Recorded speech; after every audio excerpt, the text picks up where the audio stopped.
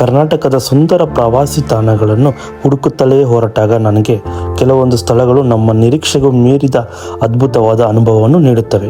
ಅಂತಹ ಒಂದು ಸುಂದರವಾದ ಮತ್ತು ವಿಭಿನ್ನವಾದ ಸ್ಥಳವೇ ಹಾಸನ ಜಿಲ್ಲೆಯ ಚನ್ನರಾಯಪಟ್ಟಣದ ಸಮೀಪದಲ್ಲಿರುವ ಮಾವನೂರು ಬೆಟ್ಟದ ಮಲ್ಲೇಶ್ವರ ದೇವಸ್ಥಾನ. ಬೆಟ್ಟದ ಮೇಲೆ ನೆಲೆಸಿರುವ ಈ ಪುಟ್ಟ ದೇವಸ್ಥಾನ ಸುತ್ತಲೂ ಬೃಹತ್ ವಿಂಡ್ಮಿಲ್ಗಳು ಕಾಣಿಸುತ್ತದೆ. ಈ ಸ್ಥಳದ ಪ್ರಮುಖ ವಿಶೇಷತೆ, ಅದಕ್ಕಾಗಿಯೇ ಈ ಸ್ಥಳವನ್ನು ಹಲವರು ಪ್ರೀತಿಯಿಂದ ವಿಂಡ್ಮಿಲ್ ಟೆಂಪಲ್ ಎಂದು ಕರೆಯುತ್ತಾರೆ.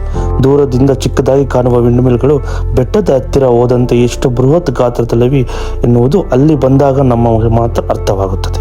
ಒಂದು ಕಡೆ ದೇವರ ಸನ್ನಿಧಿ, ಇನ್ನೊಂದು ಕಡೆ ಪ್ರಕೃತಿಯ ವಿಶಾಲ ಸೌಂದರ್ಯ, ಅದರ ನಡುವೆ ಆಕಾಶದತ್ತ ಬಾಚಿಕೊಂಡಿರುವ ವಿಂಡ್ಮಿಲ್ಗಳು, ಬೃಹತ್ ಬ್ಲೇಡ್ಗಳು. ಈ ಮೂರು ದೃಶ್ಯಗಳು ಒಂದೇ ಕಡೆ ಸಿಗುವುದು ನಿಜಕ್ಕೂ ವಿಶೇಷವಾದ ಅನುಭವ.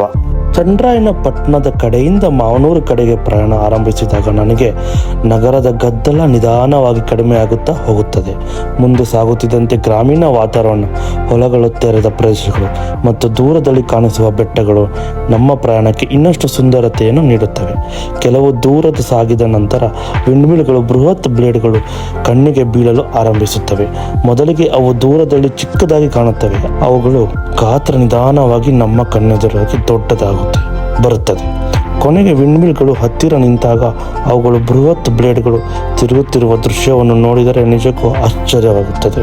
ಇದೇ ಈ ಪ್ರಯಾಣದ ಒಂದು ವಿಶೇಷ ಅನುಭವ. ಬೆಟ್ಟದ ಮೇಲಕ್ಕೆ ಹೋಗುವಾಗ ದಾರಿಯಲ್ಲಿ ಪ್ರಕೃತಿಯ ಸೌಂದರ್ಯವನ್ನು ಆಸ್ವಾದಿಸಬಹುದು.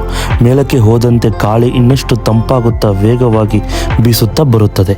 ಅದೇ ಗಾಳಿ ಶಕ್ತಿಯನ್ನು ಬಳಸಿಕೊಂಡು ವಿಂಡ್ ಬ್ಲೇಡ್ಗಳು ನಿರಂತರವಾಗಿ ತಿರುಗುತ್ತಿರುತ್ತವೆ.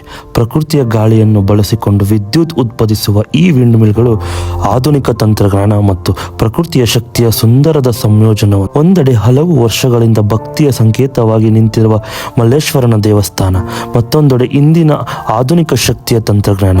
ಈ ಎರಡು ಒಂದೇ ಬೆಟ್ಟದಲ್ಲಿ ಪರಿಸರದಲ್ಲಿ ಕಾಣಿಸುವುದು ಈ ಸ್ಥಳವನ್ನು ಇನ್ನಷ್ಟು ವಿಭಿನ್ನವಾಗಿಸುತ್ತದೆ. ಮೇಲಕ್ಕೆ ತಲುಪಿದ ನಂತರ ಮೊದಲು ನಮ್ಮ ಗಮನ ಸೆಳೆಯುವುದು ಮಲ್ಲೇಶ್ವರನ ದೇವಸ್ಥಾನ. ಬೆಟ್ಟದ ಮೇಲಿರುವ ಈ ದೇವಸ್ಥಾನವು ಶಿವನಿಗೆ ಸಮರ್ಪಿತವಾಗುತ್ತದೆ. ದೇವಸ್ಥಾನವು ದೊಡ್ಡದಾಗಿಲ್ಲದಿದ್ದರೂ ಅದರ ಸುತ್ತಲಿನ ಪ್ರಕೃತಿ ಮತ್ತು ವಿಂಡ್ಮಿಲ್ಗಳು ದೃಶ್ಯದಿಂದಾಗಿ ಈ ಪುಟ್ಟ ಸನ್ನಿಧಿಗೆ ವಿಶೇಷವಾದ ಆಕರ್ಷಣೆ ಸಿಕ್ಕಿದೆ. ದೇವಸ್ಥಾನ ಸುತ್ತಲೂ ನಿಂತು ನೋಡಿದಾಗ ಒಂದೇ ಕಡೆ ಕಣ್ಣು ಹಾಯಿಸಿದರೂ ವಿಂಡ್ಮಿಲ್ಗಳು ಕಾಣಿಸುತ್ತವೆ. ಮತ್ತೊಂದು ಕಡೆ ಬೆಟ್ಟಗಳ ಮತ್ತು ವಿಶಾಲವಾದ ಭೂಪ್ರದೇಶ, ಇನ್ನೊಂದು ಕಡೆ ತೆರೆದ ಆಕಾಶ.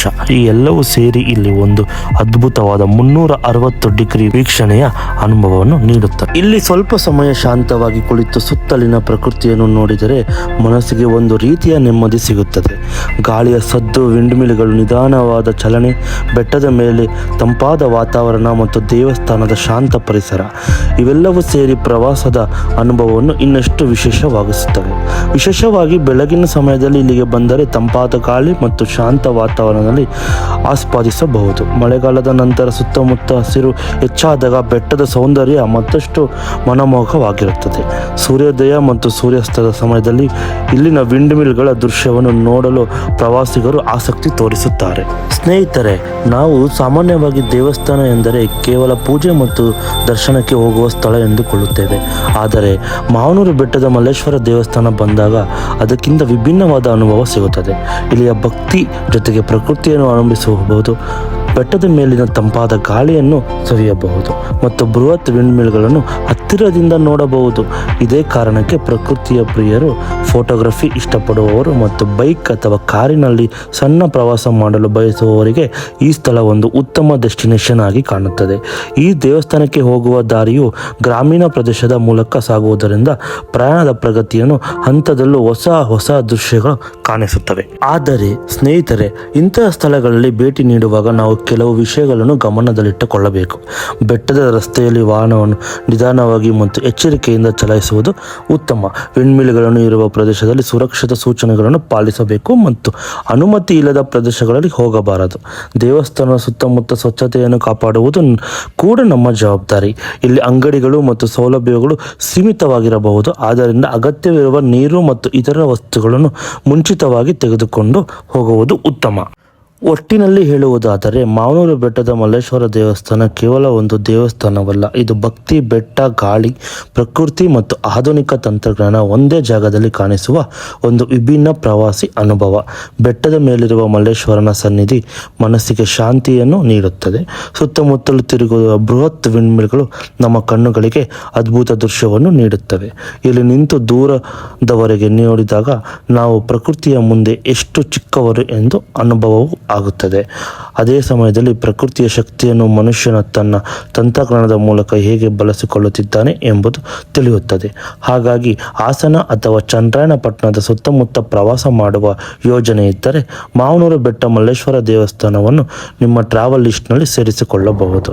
ಇಲ್ಲಿ ಒಂದು ಬಾರಿ ಬಂದು ಈ ಗಾಳಿ, ಬೆಟ್ಟ, ದೇವಸ್ಥಾನ ಮತ್ತು ವಿಂಡ್ಮಿಲ್ಗಳನ್ನು ಅದ್ಭುತ ಸಂಯೋಜನೆಯನ್ನು ಕಣ್ಣೆದುರೆ ನೋಡಿದರೆ ಈ ಸ್ಥಳ ಯಾಕೆ ಇಷ್ಟೊಂದು ವಿಶೇಷ ಎಂಬುದು ನಿಮಗೆ ಸ್ವತಃ ಅರ್ಥವಾಗುತ್ತದೆ.